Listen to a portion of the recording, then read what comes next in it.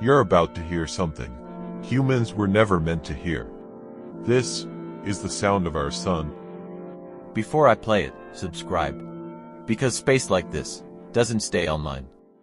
NASA detected vibrations coming from deep inside the sun, not flames, not explosions, vibrations. The sun is constantly shaking. Millions of tons of plasma moving every second. In space, you'd hear nothing. It's a vacuum, so scientists converted those solar oscillations into frequencies we can hear. And what you're hearing now is a 4.6 billion-year-old star, burning at 10,000 degrees on its surface.